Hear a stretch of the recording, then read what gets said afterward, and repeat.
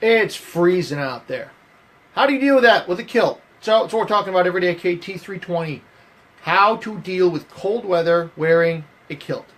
So, first and foremost, if it is so cold where you're freezing your ass off and you're sitting still, the kilt might not actually be the best choice of garments. If you're not moving around, if you're not doing anything or going anywhere, and it's cold, I mean really cold, you might have to suck it up and put on something else, especially if you're outside. That being said, don't be stupid. Freezing the twigs and berries is not healthy. So you're going to wear the kilt. So first and foremost, we'll start at the bottom.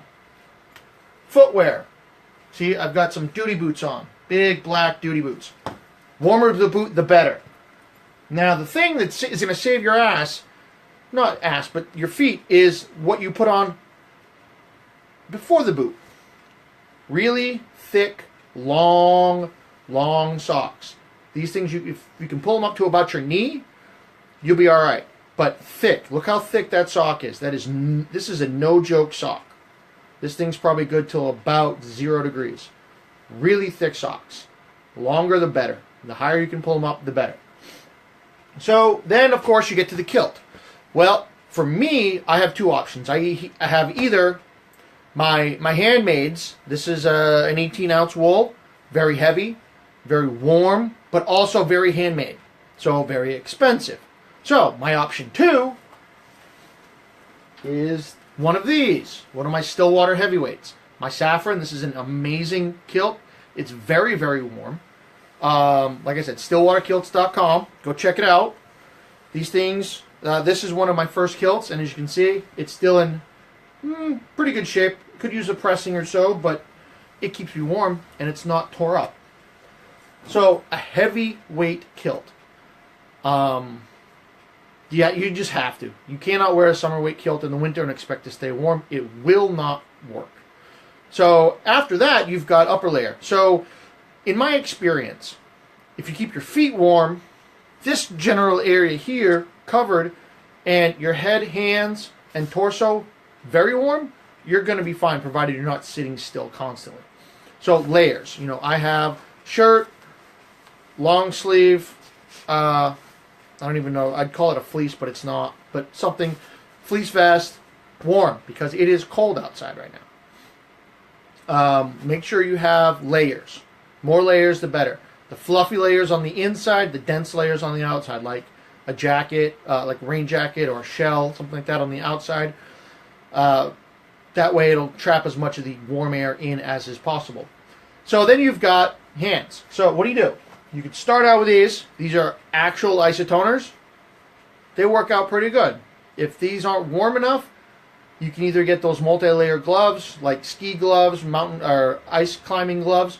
I say that because you can get them on sale from sporting goods stores off-season for a song. I get a pair of $200 gloves. It had something like this on the inside, a very thick, dense, very rugged shell. I got them for like $25.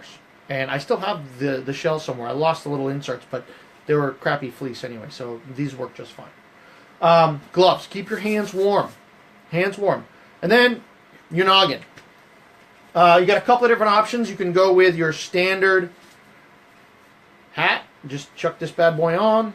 And if you're lucky, it's a Boston hat. You can get these pretty much anywhere. One thing I found is a balaclava. If you don't know what that is, it's basically a hood with a humongous neck thing. So this goes on your head, like so. Take your glasses off when you do it. This tucks into your clothes, keeps your neck nice and warm. This thing goes over your head. Got these deals here to pull it tight. Keeps your face warm, your head warm, keeps everything warm. And rips up glasses. So be careful if you wear glasses. So those you can get at Walmart for like $99 or $9, $10, depending on what kind you want. If you really want to go crazy, you can do a knit stovepipe hat. I have one that was knit. They did a 4-strand knit. I don't know, it is crazy, but the thing is warm as hell. So when it's cold, you have to layer up. Okay? A lot of people have been asking, what kilt do I wear in the cold? What kilt do I wear this? The kilt is not the only thing you're putting on your body. If you're running around outside and all you have on is a kilt, you're silly, especially if it's snowing outside. Especially with the cold we've got going on. Sporing? Whatever one you want. Doesn't matter. It's your sporing.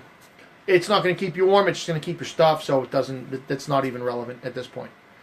So, thick socks, decent footwear, heavyweight kilt, layers, decent gloves, hat of some kind, and if you can do a scarf or a neck thing, that would be awesome.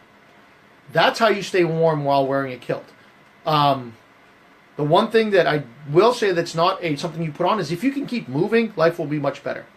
I can actually stay warm, dressed like this, as long as I'm moving, doing something. In this right here will keep me warm for very cold, pretty much anything. Sitting still though, you're screwed. So that's how you stay warm, wearing a kilt. There's all kinds of other jokes about, company helping with the warm staying. But, right now, it's me standing here talking on a video.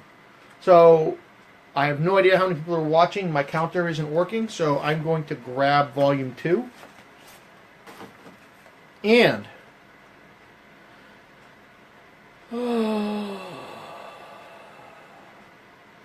Alright, well, we'll talk about...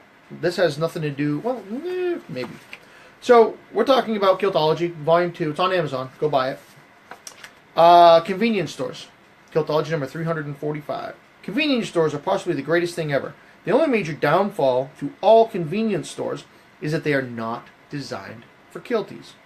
Every time I'm in one with a kilt on, there seems to be a serious increase in people congregating as they try to look like they're not looking at the kilt. They are always running into things, bumping into each other, and generally losing all sense of where they are or what they are doing. On the other hand, it's kind of funny to walk in and see the chaos ensue, like shaking up an ant farm and then dropping a sugar cube in the middle. Why do I say this? Because it happened once. Actually, it happens a lot. But one time in particular, I walked into a convenience store, and literally, this lady looked at me, looked at my face, looked at my kilt, looked at my face, looked at the kilt, looked at the counter, all of her stuff, looked at me, and walked out. Didn't even buy her stuff. Don't have a clue. So, how does that apply to this? Simple.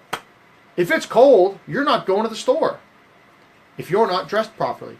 Because if you go to the store wearing nothing but a kilt and a t-shirt and it's snow on the ground, people are going to look at you like you have no sense at all, and they might be right. So, it's cold out there, it's winter, especially if you're in the northern areas of the planet.